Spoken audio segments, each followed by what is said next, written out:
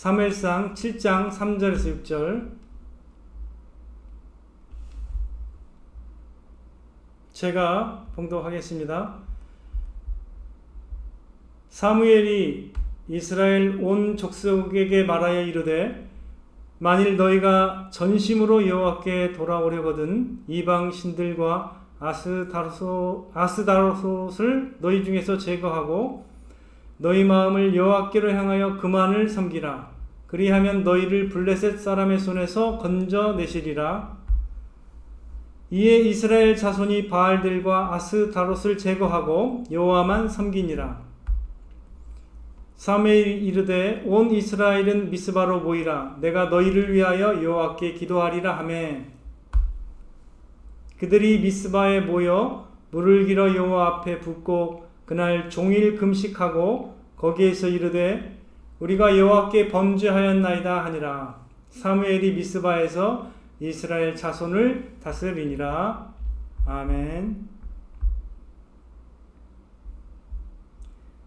오늘은 전심으로 여호와께 돌아가자라는 제목으로 말씀을 전하도록 하겠습니다. 아이 사무엘이 하나님께서 자기의 말씀을 나타내실 때에 엘리와 그 두 아들 그리고 이스라엘 백성은 전쟁에서 블레셋에게 패하고 또 여호와의 언약궤까지 빼앗기면서 영적 황폐함을 맛보게 됩니다. 그러니까 아이 사무엘이 이렇게 하나님의 말씀을 들으면서 자라고 있는 동안 사실 이스라엘 백성은 영적으로 가장 밑바닥까지 내려가는 경험을 하게 된 것입니다. 지난 시간에 우리가 여호와의 언약궤가 빼앗기는 그 장면도 살펴봤죠. 자, 그 후 이제 20년이 흘렀습니다.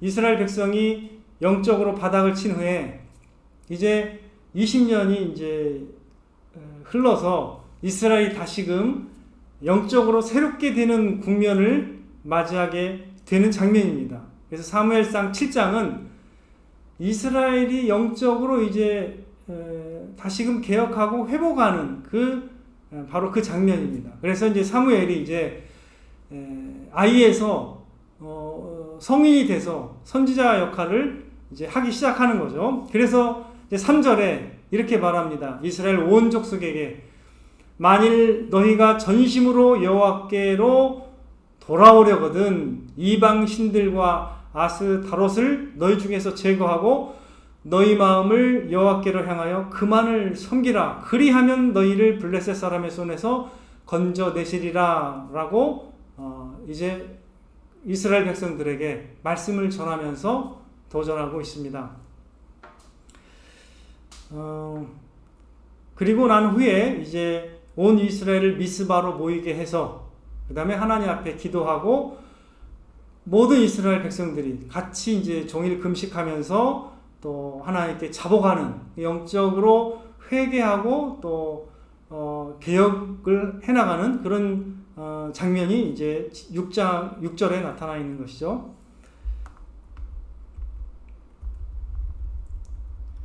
자, 사무엘은 그래서 이제 사무엘의 역할이 무엇인가를 곰곰이 생각해 보니까 이스라엘 백성이 참 영적으로 바닥을 친 후에 이제 이스라엘이 영적으로 회복하게 되고 또 영적으로 개혁하는데 쓰임을 받은 선지자구나라는 것을 이 구절을 묵상하면서 이제 더 깊이 있게 알게 된 것입니다.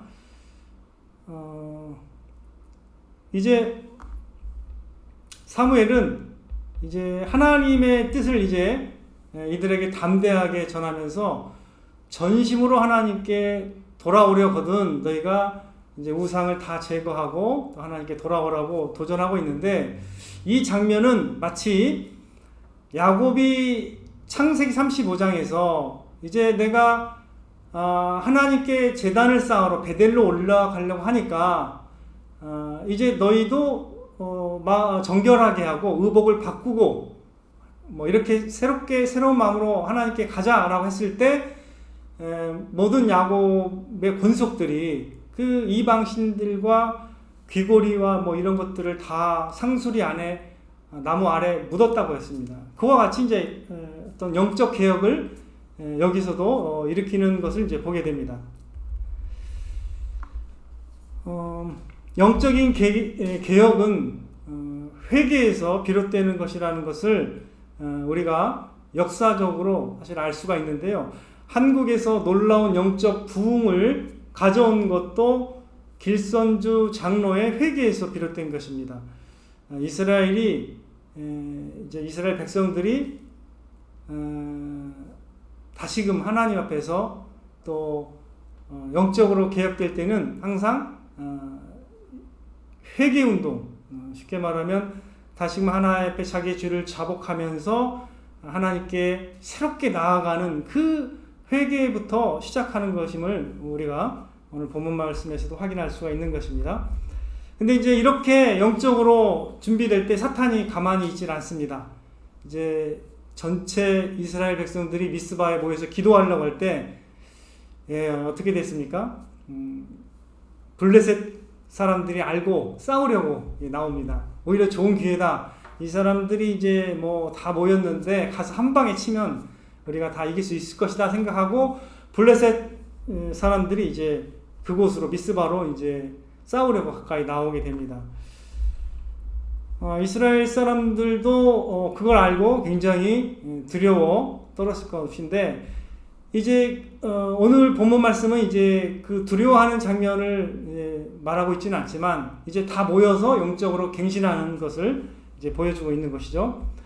물론 이제 그 후에 전쟁에서 완전히 이겨버립니다. 하나님께서 함께 하셔서 사무엘의 기도에 응답하셔서 블레셋 사람들이 다 이제 굴복하고 그 이후에는 아예 이제 블레셋 사람들이 이스라엘을 이제 괴롭히지 못하고 이제 이스라엘이 블레셋 사람들에게 빼앗긴 모든 성읍들을 다시 되찾게 되는 영적으로 갱신하니까 나라가 더 굳건하게 서게 되고 이제 안정적으로 이렇게 나라가 서게 되는 그런 어떤 평탄한 시기가 오는 것이죠. 이게 이제 짧은 말씀이긴 한데 사무엘의 그 도전이 오늘날 또 우리들의 삶과 또 신앙에 굉장히 도움이 되는 굉장히 귀한 말씀이겠구나를 생각해 보게 됩니다. 전심으로 하나님께 돌아오는 것, 이게 바로 진정한 회개고 또 이게 바로 진정한 영적 개혁이라는 것을 한번 묵상을 해보게 되는데요. 우리의 마음이 여러 이 세상에 있는 여러 가지 우상들의 우리 마음이 빼앗긴다면은 우리 마음이 이제 전심으로 하나님을 향하지 못하게 됩니다.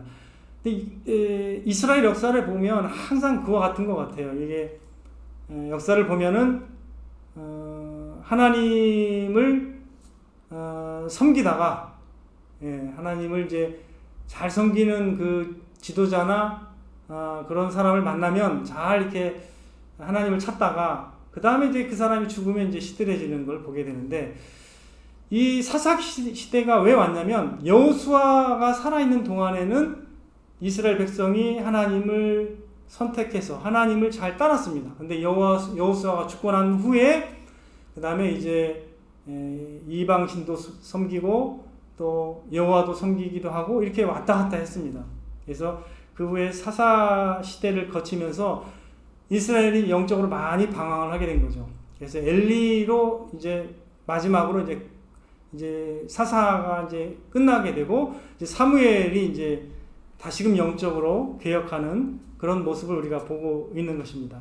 그럴 때 가장 먼저 중요하게 또 사무엘이 이스라엘 백성에게 도전한 것은 전심으로 하나님께 돌아오도록 촉구하는 거죠.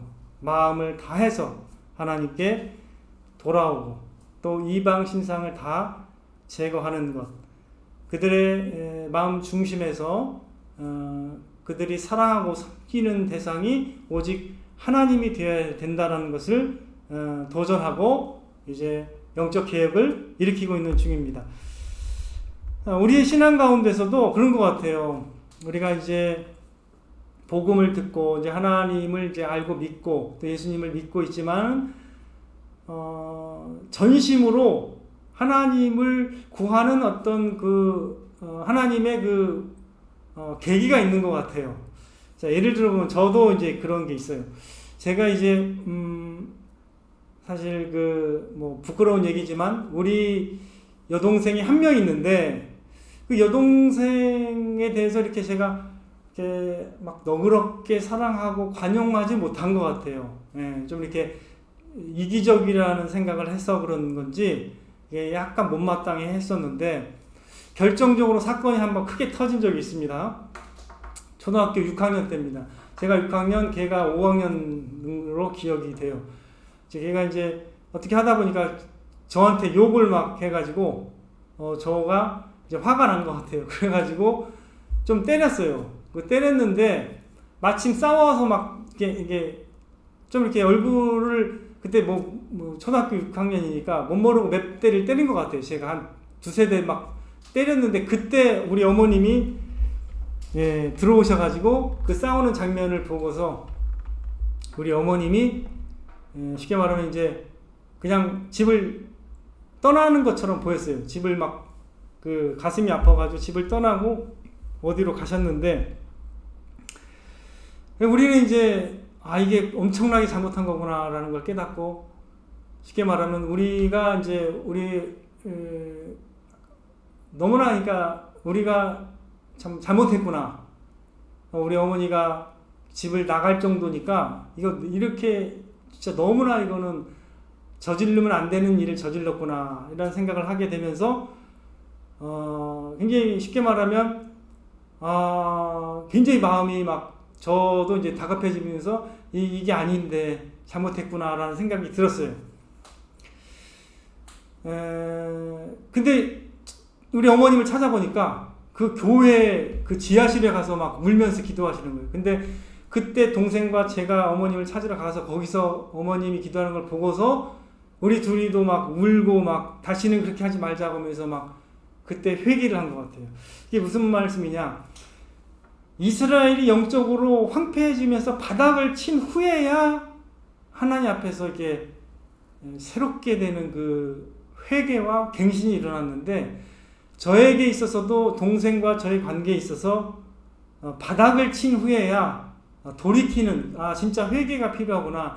이건 엄청난 잘못이구나. 이렇게 둘이 막 얼굴을 막 때리고 그래가지고 뭐 여기에 막 상처가 나고 이 처참한 이 광경이 진짜 회개해야 될 광경이라는 것을 우리 어머니가 그렇게 막 울면서 하나님께 기도하는 모습을 보고서야 깨달은 거예요. 그러니까 그전에는 뭐 그게 내가 화나서 그냥 분풀이 한 것 뿐이라고 생각할 수도 있지만 우리 어머님이 그걸 얼마나 심각하게 다루는지를 보면서 이게 엄청난 죄구나.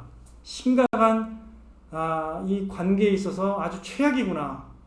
바닥이구나라는 걸 깨닫게 된 거죠. 제가 그때 결심을 한 겁니다. 절대 이렇게 싸우거나 이렇게 해서는 안 되는구나. 그러면 부모님을 아주 못을 박는 거구나. 그때 이제 깨닫게 되면서 그 후로는 그런 것은 하지는 않았고요. 물론 이제 그 후에 한 번 정도 실수를 했습니다. 그 무릎을 손으로 살짝 쳤어요. 그냥 막 너무 화나가지고 중3 때 기억합니다. 그때 무릎으로 한 번 살짝 친 거 외에는 이제 물론 뭐 그 후로는 완전히 제가 복음을 다시금 이제 새롭게 들으면서 완전히 변화되기 때문에 그 후에는 아예 없습니다. 없는데 여하튼 그런 제 자신의 모습이 얼마나 회개해야 될 그런 추악하고 그런 모습인지를 우리 어머님이 대신 회개하는 걸 보면서 제가 깨달은 거죠. 그게 저한테 가장 강렬하게 이제 다가왔기 때문에 저렇게 살면 안 된다는 그런 제 삶이 바뀌는 굉장히 중요한 기준이 됐습니다. 오늘 이스라엘이 이렇게 갱신하게 된 것도 제가 이해할 때는 이스라엘이 하나님께 불순종했을 때의 그 결말이 얼마나 비참했는지를 경험했습니다. 여호와의 언약궤가 뺏겼기 때문에 그냥 여호와를 그냥 쉽게 말하면 제대로 모시지 못한 거고 7개월 동안 그리고 그게 오긴 왔는데 이제 막 좀 방황하고 있는 거예요. 어떤 개인의 집에 있는 거지. 기랏 여아림이라고 있어요. 거기에 좀 있었어요. 오랫동안 20년 동안. 그러니까 이게 제대로 하나님을 이렇게 모시고 하나님과 관계를 맺지 못하는 가운데 이스라엘 백성들이 서서히 이제 회복해 계시는 거예요. 여호와를 사모하는 마음을 갖게 되는 것이죠. 그럴 때 이제 사무엘이 이제 장성한 선지자가 되었기 때문에 그때 이제 도전해서 이제 이스라엘이 이제 본격적으로 어떻게 하나님을 찾고 어떤 자세로 하나님께 나와야 되는지를 교육받게 됩니다. 완전히 그 우상신들을 제거하고 하나님께 전심으로 돌아오도록 도전을 하고 있는 것입니다. 예레미야 29장 13절에도 예레미야 선지자가 도전합니다. 재앙의 때에도 항상 이게 하나님이 강력하게 도전하죠. 예레미야도 이렇게 외쳤습니다. 너희가 온 마음으로 나를 구하면 나를 찾을 것이요 나를 만나리라. 온 마음으로 하나님을 구하고 찾으라고 말씀하고 있습니다. 그럴 때라야 나를 만나게 될 것이다. 하나님은요 전심으로 다해서 하나님을 구할 때 하나님이 만나주십니다. 신명기 6장 4절 5절이 이제 우리가 잘 아는 쉐마, 하나님이 이제 이스라엘아 들으라 하면서 하나님이 말씀하시잖아요. 그때 하나님이 이렇게 말씀하십니다. 우리 하나님 여호와는 오직 유일한 여호와시니 너는 마음을 다하고 뜻을 다하고 힘을 다하여 내 하나님 여호와를 사랑하라. 이게 최고의 그 계명이죠. 마음을 다해서 뜻을 다해서 힘을 다해서 하나님을 사랑하는 것. 예수님도 이걸 그대로 받아가지고 마태복음 22장 37절 예수께서 이르시되 내 마음을 다하고 목숨을 다하고 뜻을 다하여 주 너의 하나님을 사랑하라 하셨으니 이것이 크고 첫째 되는 계명이라고 말씀하고 계십니다.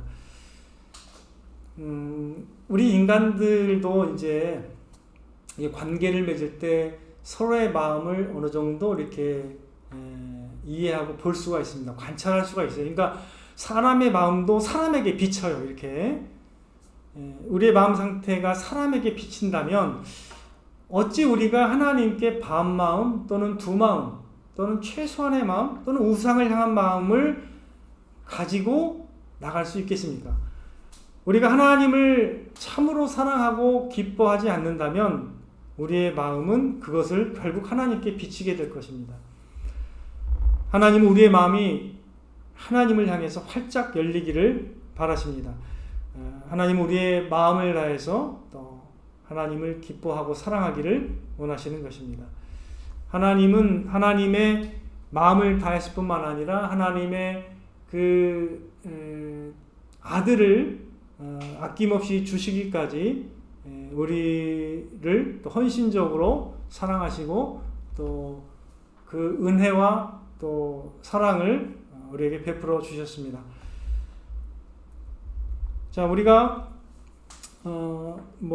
인간적으로 이제 어떤 사람이 이제 부모님의 은혜를 모르고 또 부모님의 은혜를 갚지 않고 또 부모님께 냉담하고 무심해서 페르나 같은 어떤 사람의 그 모습을 봤다면 그 모습을 보고 우리는 이제 이런 생각이 들 거예요. 굉장히 저거 참 은혜도 모르는 사람이고 굉장히 그 짐승각 같은 그런 사람이다. 페르나다. 이렇게 이제 우리가 비난하게 될 것입니다. 그 비난하는 게 마땅할 거예요. 왜냐하면 부모님의 그 사랑을 그 무시하고 그 은혜를 깨닫지 못하고 부모님을 만약에 홀대한다거나 또 부모님을 심지어 막 핍박하거나 또는 부모님을 아예 그냥 굉장히 괴롭게 할 수가 있거든요. 그런 사람이라면 우리가 볼 때 저건 짐승과 같은 사람이다 이렇게 이제 비난을 하게 될 것입니다. 하물며 우리가 하나님께 그러한 마음이라면 더욱 비난받아 마땅하지 않겠습니까? 그래서 우리의 마음이 하나님을 향해서 진짜 하나님이 기뻐하시는 그런 마음을 가지고 우리가 하나님을 신앙하고 또 하나님을 섬기기를 하나님이 바라신다라는 것을 우리가 이 시간 좀 생각을 해보면 좋을 것 같습니다. 우리의 마음을 다해서 하나님께 돌아간다라는 게 너무 우리가 많이 들어본 그런 타성에 젖은 말이 되면 결코 안 됩니다. 전심으로 하나님께 돌아가는 것은 우리의 평생에 해야 될 일입니다. 전심을 다해서 하나님께 돌아가서 하나님을 사랑하고 또 하나님을 기뻐하고 또 하나님을 섬겨나가는 것이 우리의 최고의 삶의 목적이 되어야 마땅하는 것이죠. 우리는 이제 궁극적으로 무엇을 사랑했고 또 무엇을 기뻐했는지 사실은 다 드러나게 될 것이고 하나님도 이미 다 지금도 아십니다. 지금도 우리의 마음을 다 사실 아시는데 하나님은 부족함을 인정하고 하나님 앞에 돌아오려고 하는 그 마음을 기뻐하십니다. 완전하다고 우리가 말할 수 없어요. 어떤 순간에도 완전히 우리가 하나님께 마음을 다 드렸습니다, 이렇게 말할 수 있는 순간은 오지 않을 겁니다. 하지만 부족함을 늘 인식하고 하나님께 마음을 다하려고 하는 그 자세는 하나님이 기뻐하실 것입니다. 영적 개혁은 바로 그러한 마음에서 시작된다고 봅니다. 우리가 전심으로 하나님께 돌아오는 것, 여호와께 돌아가는 것. 이게 예수님 믿을 때 처음에만 요구되는 게 아니고요.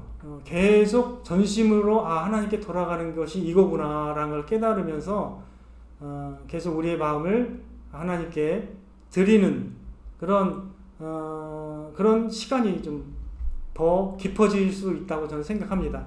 제가 예전에 제 과거 얘기를 들으면서 바닥을 치고 나서 관계가 온전히 이제 한 단계 더 나은 단계로 분명히 발전을 했거든요. 그리고 예수님 믿고서 이제 사랑의 관계로 이제 진정으로 이제 변화된 것으로 저는 이제 말씀을 드릴 수 있을 것 같아요.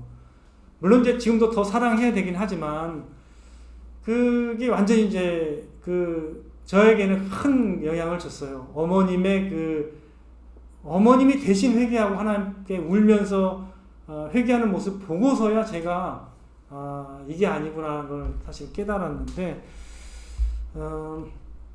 우리도 마찬가지입니다. 우리도 이 성경에 보면은 에스라가 회개 기도를 하고 이스라엘 대신해서, 그리고 느헤미야가 이스라엘이 성문이 폐허가 되고 그 다음에 성읍이 파괴된 걸 보고서 자기가 회개하면서 하나님께 기도한 것과 같이 하나님의 사람들은 영적으로 회개하면서 그것이 회복이 되면서 다른 많은 사람의 영적 개혁을 일으키는 통로로 사용이 되는 것을 보게 됩니다.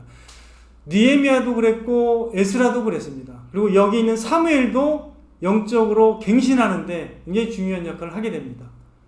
이렇게 하나님께서 어떤 사람을 통해서 이렇게 그 운동을 또 시작하세요. 이렇게 회개함으로써 영적 개혁이 일어나게 하시는데 참 부족하지만 저도 우리 가정에 여러 가지 채워져야 될 것도 많이 있는데, 근데 그거를 직접 뭔가 제가 고치려고 하고 이렇게 하는 것보다는 가만 보니까 제가 변화되면 이게 변화될 것 같다라는 것을 더 요즘에는 더 깨닫게 돼요. 솔직히 여러 가지 필요가 있어요, 가정에. 근데 제가 변화되면 하나님이 제가 변화되기를 원하시는구나, 이걸 더 깨닫게 됩니다. 뒤늦게 이런 걸 깨닫게 되는 것 같아요. 물론 이제 이론적으로도 그런 말은 이전에도 했었던 것 같고 이게 전혀 몰랐던 건 아닌 것 같아요. 이론적으로도 말씀을 통해서도 알으니까 어느 정도. 그러나 이 가슴으로 와닿고 이게 제가 이렇게 하나님께서 제가 이게 변화될 때 비로소 영적으로 우리 가정 또 우리 교회가 변화될 수 있구나, 이런 것들을 이제서 조금 더 깨닫는 것 같다는 것을 말씀드리고 있는 것입니다.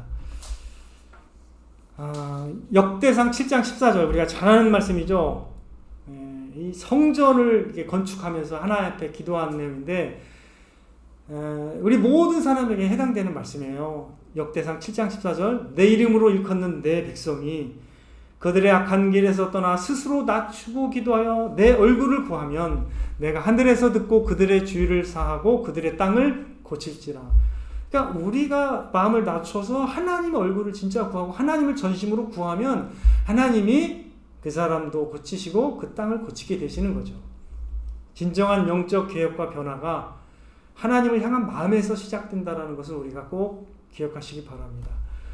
먼저 우리의 이 마음에서, 우리 마음의 성전입니다. 이 마음의 성전에서 우상을 제거하고 전심으로 하나님을 찾고 그 하나님을 사랑하고 경외하면서 그 하나님을 기뻐하기 시작할 때 비로소 삶은 변화되고 또 새롭게 된다고 저는 확신을 하게 됩니다.